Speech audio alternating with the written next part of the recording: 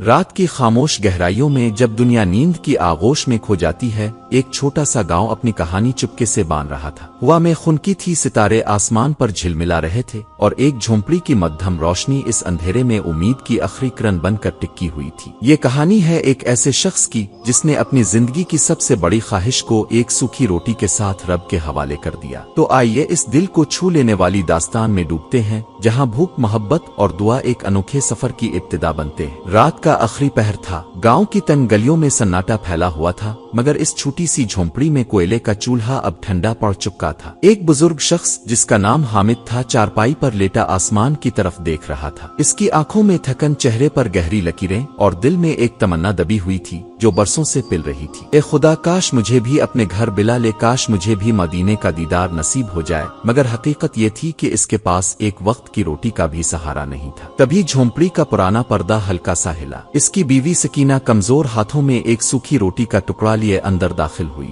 حامد، یہ آخری روٹی تھی، تم کھا لو، شاید کوئی راستہ نکل آئے۔ حامد نے روٹی کو دیکھا، پھر سکینہ کی تھکی ہوئی آنکھوں میں جھانکا، دھیمی آواز میں بولا، نہیں سکینہ، یہ روٹی میں نہیں کھاؤں گا، یہ روٹی میں آج اپنے رب کو دے رہا ہوں۔ سکینہ حیران رہ گئی۔ کیا مطلب؟ اس نے پوچھا۔ حامد نے روٹی کو ایک صاف کپڑے میں لپیٹا اور باہر کی طرف چل پڑا۔ صبح کی پہلی کرن کے ساتھ وہ گاؤں کے اس کونے میں پہنچا جہاں غربت بھی غریبوں سے منہ پھیر لیتی تھی۔ آج اس نے اپنی سب سے قیمتی چیز قربان کر دی تھی، صرف ایک دعا کے لیے۔ اے خدا، میں نے تیری راہ میں اپنا حصہ چھوڑ دیا، اب تو میرے لیے اپنی راہ کھول دے۔ اس نے وہ روٹی ایک بھوکے بچے کو دے دی جس کا نام آصف تھا۔ آصف کی آنکھوں میں کھانے سے زیادہ پیار کی بھوک تھی۔ حامد نے اسے دیکھا تو دل میں ایک آواز اٹھی، شاید یہی میرا حج ہے، شاید مدینے کی راہ اسی روٹی سے ہے کر گزرتی ہے۔ روٹی دیتے ہی اس کے دل میں ایسا سکون اترا جیسے اس نے 7 چکر پورے کر لیے ہوں، مگر بھوک اور کمزوری نے اسے گھیر رکھا تھا۔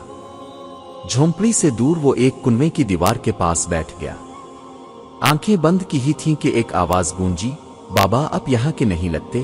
آنکھیں کھولی تو سامنے ایک سادے لباس میں نوجوان جس کا نام یوسف تھا کھڑا تھا۔ ہاں بیٹا، بھوکا ہوں اور شاید تھکا ہوا بھی، حامد نے جواب دیا۔ یوسف نے اپنی چھوٹی تھیلی کھولی، اس میں سے تازہ روٹی اور کچھ کھجوریں نکالی اور حامد کے سامنے رکھ دیں۔ بابا، میرے پاس زیادہ نہیں، مگر دل کہتا ہے یہ آپ کے لیے ہے۔ حامد کی آنکھیں نم ہو گئیں۔ آسمان کی طرف دیکھ کر بولا، مالک تو نے ایک روٹی لی اور 2 لوٹا دیں۔ یوسف پاس بیٹھ گیا۔ بابا، آپ کا چہرہ نورانی ہے، کہاں جا رہے ہیں؟ حامد مسکرایا، مدینے جا رہا ہوں بیٹا، بس راستہ ذریعہ اور اجازت باقی ہے۔ یوسف چونکا، مدینہ حج کے لیے؟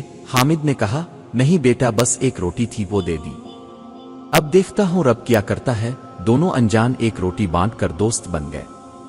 سورج ڈھل رہا تھا اور کنویں کی چھاؤں میں حامد اور یوسف ایک دوسرے کی کہانی سن رہے تھے۔ حامد نے دل کھول کر کہا، زندگی بھر کھیتوں میں مزدوری کی، مدینے کی حسرت دل میں دبی رہی، آج جب کچھ نہ بچا تو سوچا رب کے لیے آخری روٹی دے دوں، شاید وہ راستہ بنا دے۔ یوسف چپ رہا، پھر دھیرے سے بولا، بابا میں بھی مدینے جا رہا ہوں، میرے ابو کا انتقال ہو گیا، ان کی وصیت تھی کہ میں ان کے نام کا حج کروں، میں ان کا قرض اتارنے نکلا ہوں۔ حامد کے چہرے پر ہلکی مسکان آئی۔ یوسف نے جیب سے ایک تھیلی نکالی جس میں کچھ سکے اور ایک کاغذ تھا۔ یہ میرے ابو کی آخری وصیت ہے کہ کسی بھوکے مسافر کی مدد کر کے حج شروع کروں۔ اس کی آواز بیرو آ گئی۔ بابا، کیا آپ مجھے اجازت دیں گے کہ میں یہ وصیت آپ کے نام پوری کروں؟ حامد کی آنکھیں بھر آئیں۔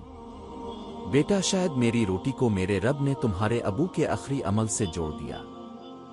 گاؤں کی پرانی مسجد کے آنگن میں 2 سائے جھکے ہوئے تھے، ایک بزرگ جس نے زندگی بھر روٹی سے زیادہ خواب کھائے، اور ایک نوجوان جس نے اپنے ابو کا خواب اپنی آنکھوں میں سنبھالا تھا۔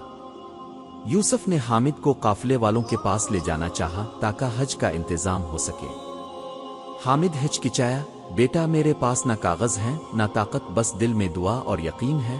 یوسف نے مسکرا کر کہا، بابا، مدینے کی راہ صرف کاغذوں سے نہیں نیت سے کھلتی ہے، اب چلی باقی رب جانے۔ قافلے کے خیمے میں پہنچے تو لوگ حامد کو دیکھ کر ہنسے۔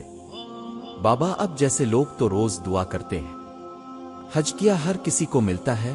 حامد چپ رہا، مگر یوسف نے سب کے سامنے دمدار آواز میں کہا، یہ بابا میرے ابو کی وصیت کا حصہ ہے، اگر یہ نہ گئے تو میرا حج ادھورا رہے گا۔ سناٹا چھا گیا۔ काफिले का सरदार जुनेद हामिद को गौर से देखकर बोला, बाबा शायद आपका बुलावा ऊपर से है, हमारे साथ चलिए। हामिद की आंखों से आंसू छलक पड़े। आ खुदा, एक रोटी के बदले तूने मदीने का दरवाजा खोल दिया। रात की तारीकी में काफिला माउंट सफा के करीब पहुंचा। हजारों हाजी सजदे में डूबे थे। आसमान से नूर बरसता था। हामिद जो कभी भूख में सिर्फ दुआ मांगता था, आज सफा की जमीन पर सजदे में था।